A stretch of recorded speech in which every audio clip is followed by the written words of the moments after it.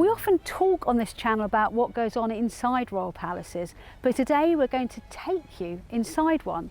I'm here at Kensington Palace, which has been home to members of the royal family for generations, including the current residents, the Prince and Princess of Wales.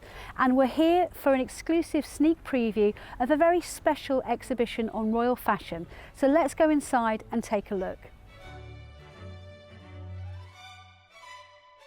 Appearance is everything when it comes to what members of the royal family wear, as well as those around them. And a really special exhibition here at Kensington Palace, home of the Prince and Princess of Wales, brings together some exquisite, never seen before items from the Royal Ceremonial dress collection in an exhibition entitled Dress Codes. I'm here with Matthew Story, who is the curator of the Royal Ceremonial dress collection. You've amalgamated over many months, haven't you, this most incredible collection of priceless and historic royal outfits. What's the theme of what you're doing here? We wanted to show the best of the Royal Ceremonial dress collection, which is a collection of about 10,000 items of clothing worn at the royal court or by members of the royal family. So I thought, what theme can tie that together? And we thought dress codes. Because all of us, every day, we get dressed in the morning and we think about what we're trying to communicate with our clothes, whether that's our age, our place in society. Some people don't get to choose what they wear because they wear a uniform for work or for school. So I thought dress codes is something that everyone can relate to. And it's perfect for a collection which is all about ceremonial clothing or clothing worn at great royal events where getting the dress code right is so important. And of course, none more so than for members of the royal family, surely. You know, there is quite a strict code in what they have to do when they're going about diplomatic business. Well, I always say members of the royal family have to dress up almost every day for their work to the level that you and I only ever do for weddings. They have to dress beautifully. And as you say, sometimes that is very important indeed. If you take, for instance, overseas visits, they're really important diplomatic events and every single aspect of the wardrobe will be planned in advance. That can be very practical. You've got to dress for the climate of the country you're going to. You've got to dress in the correct clothes for all the activities you're going to do.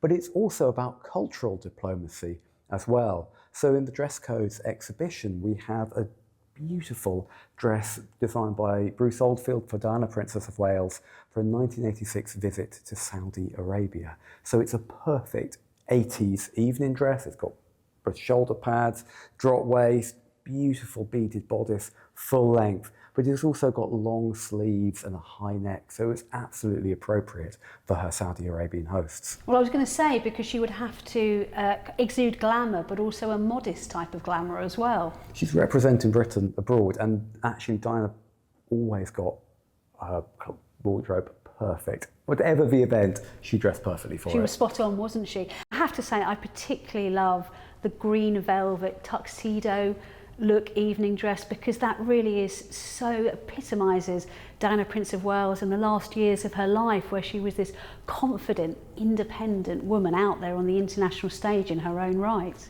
And that dress was designed by Catherine Walker, so another very fascinating, very confident, very creative woman who really shaped Diana, Princess of Wales's style. She's a very intelligent, very inquisitive designer, and I think you can see that in that green velvet dress and the way it combines two dress codes for evening wear.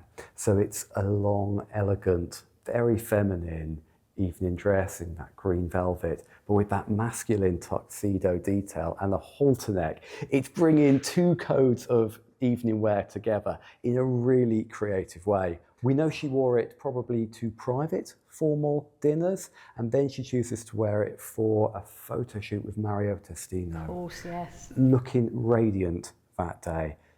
What I really love about that dress, and so many of Diana's dresses as well, is that she puts them out into the world. She exhibits them and then sells them at an auction in 1997, raising over $3.2 million for HIV, AIDS and cancer charities. So it's a working wardrobe, and she puts it to work one last time to raise money for the charities she cares about. Have you, with all these pieces, especially the Diana Princess of Wales pieces, have you had to buy them or to source them back into the Royal Ceremonial Dress collection? So everything in the Royal Ceremonial Dress collection has been acquired by historic royal palaces. Sometimes we buy them on the market or at auctions, but we also love it when people offer us gifts as well. It's incredible what people have in their attics, and sometimes you get a phone call saying, I've got something wonderful. Are you interested? And yes, very much so. Has that ever happened with one of the Diana dresses? Sadly, I mean, that would be an amazing thing to have in the, you know, the loft somewhere. I don't think with any of the Diana dresses, but I have had it with other pieces as well. Yeah, I think what I particularly love about this green dress, and I don't think you appreciate it until you actually see it in the exhibition, is how powerful it is and how unusual it would have been for a woman, certainly within the royal family at the time, to kind of bare the backs of her shoulders. I think it shows her body confidence at the time, and I think it's really indicative of her, you know, healthy mental attitude at the time. Well, her designers do talk about the different occasions that she dressed for and the way she dressed differently for them. So Catherine Walker talks a lot about creating what she called dignified showstoppers, especially for the princess's public appearances. But other designers say that for her more private dinners, but still very formal, she enjoyed trying different styles, even bolder styles than the ones she wore, say, to a film premiere. And I think you see that with the green tuxedo dress. It's particularly thrilling to see some never seen before items worn by Queen Victoria. So can you tell me a little bit about those? We've got a bodice on display in the Dress Codes exhibition, which dates to about 1870, and that is very rare. We've never shown it to the public before. I only acquired it for the collection a few years ago, so I've been really waiting for the right opportunity to get it out and share it. And almost no clothing survives from that era of her life. I've looked across the world, very few pieces indeed. Maybe there wasn't much she wanted to remember through clothing, so she didn't preserve it herself. This piece was given to a member of the royal household, which is why it survives to this day. I wanted to show with it how, within a decade of Albert's death, she had established that iconic style that we remember her for today. You look at the construction of that bodice, and it's the same as the later piece worn at the end of the 1890s when she's in her 70s. So 30 years in between them, and it's essentially the same style. She talks about her clothes being forever for mine, and it shows how, like many Victorian widows, she adopted black clothing to represent her new status in life, and of course her ongoing grief for Prince Albert. In the year she dies, she's still writing in her diary about how much she misses him, and that very human story comes through in her clothing.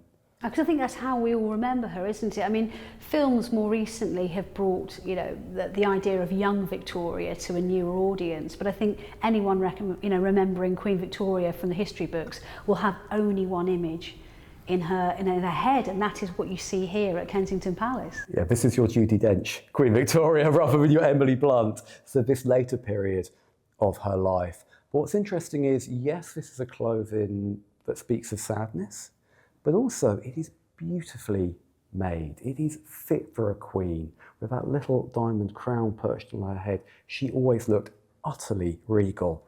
And there's a certain practicality about it as well. There's quite a few pockets hidden in those dresses. God, ladies love a pocket. I didn't realise Queen Victoria had invented them. I was a big fan of pockets, so I like the fact that this clothing speaks so much to her biography, but also gives you a sense of the woman that there was a practical side to her as well that I think comes through in her clothing. Well, let's hear about another queen now, but actually another queen when she was a very young girl. You've got these two beautiful Liberty print dresses belonging to Queen Elizabeth, then Princess Elizabeth and Princess Margaret from the 1930s. I mean, they are adorable. They are so lovely.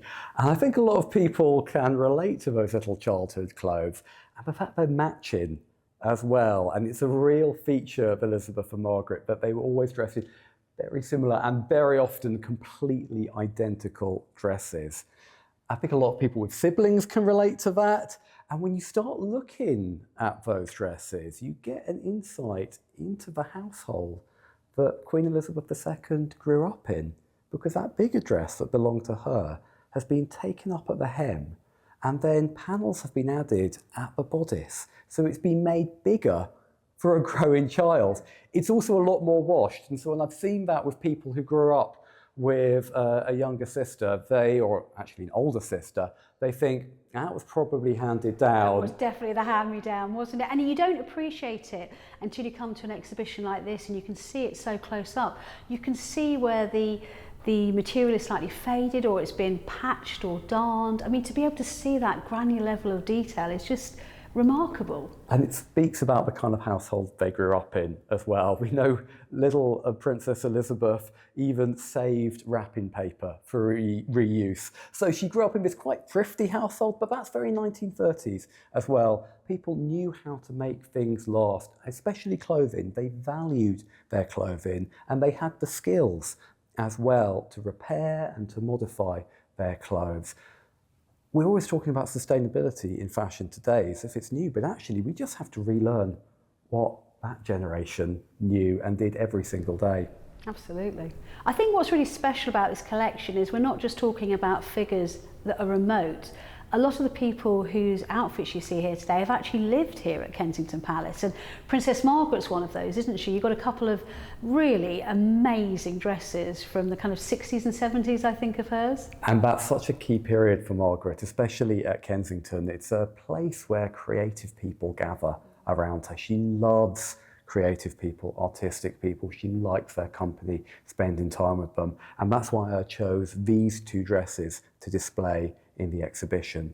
So you've got a beautiful piece by Thea Porter where she brought her upbringing in the Middle East, in Syria, into her designs. And I think in the 60s and 70s that must have just seemed the height of boho chic. And you had the Beatles, Pink Floyd hanging out in Thea Porter's boutique, and it shows Margaret's connection to that scene in a beautifully made dress.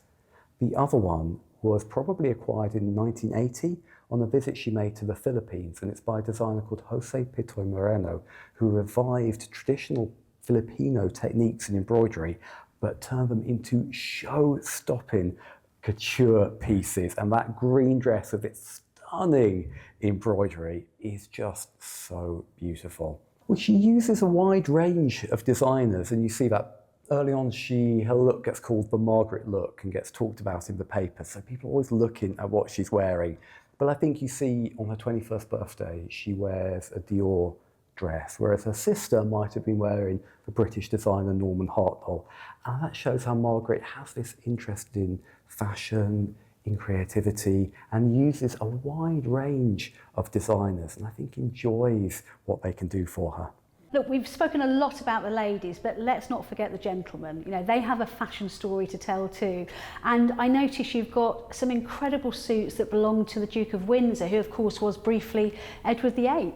He is so important to the history of menswear, so we had to have him in the exhibition. One of the suits is the absolute epitome of his style in the 1930s.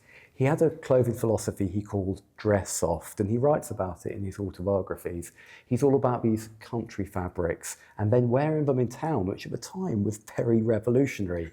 He didn't like wearing trousers with braces, but his tailor refused to make any other style. So he had his coats made by one tailor, then the trousers made by another tailor. Wow, I didn't know it was that specific. He is a fashion fan. He has every detail absolutely right. But he makes his clothes last as well. So the Duchess of Windsor writes that she couldn't work out why her husband was called a fashion leader when he never seemed to buy any new clothes.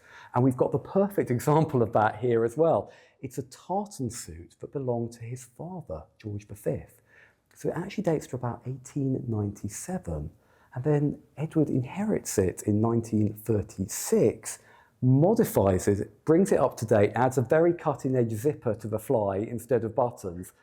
Then he talks about wearing it in the 1950s in the Mill, his residence outside Paris, and it's still hanging in his wardrobe when he dies in 1972. So it's all about getting a great piece and making it last. And I take it there's no issue for you with members of the royal family and having something like that in the collection, because obviously he was a little bit of a pariah at the time because of giving up the throne for Wallis Simpson, but I suppose it's still an important story to tell, isn't it? His legacy is very controversial because of the abdication, but if you're thinking about the history of royal dressing, you can't tell it without him, especially that period when he was Prince of Wales, where what he was wearing and his social life was reported about in the press all the time. It's a really key part of his story.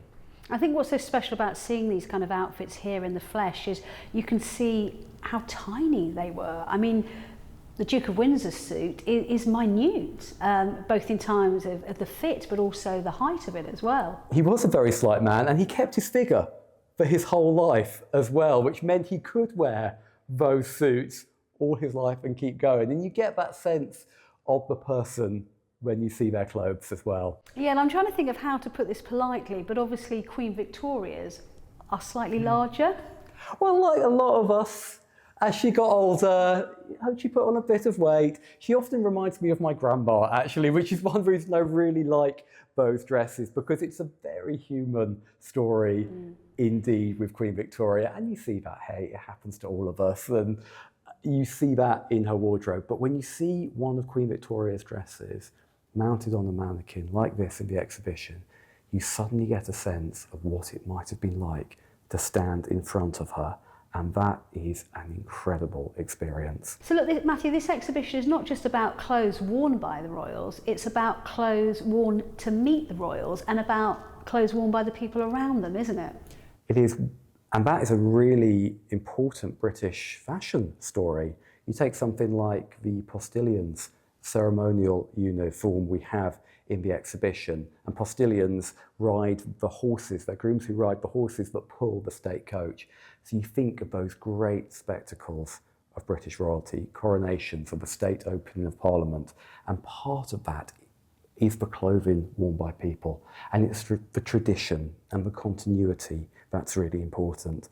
So that postilion's outfit, it's got the names inside, written in the lining, of each man who wore it. The earliest date is 1902, but it's got the cipher of Queen Elizabeth II on it. So it must have been worn through the reigns of Edward VII, George V, Edward VIII, George VI, and then into the reign of Queen Elizabeth II over at least 50 years. And it shows how important that continuity is. Well, I've been in and out of Kensington Palace many times over the years, and I can tell you that was a real treat even for me. And hopefully it gives you a better idea of when you see a member of the royal family out and about, that there's more to their outfit than meets the eye. And if you like that and you want to learn more about our other royal content, please do think about subscribing to the Daily Mail Royals channel on YouTube.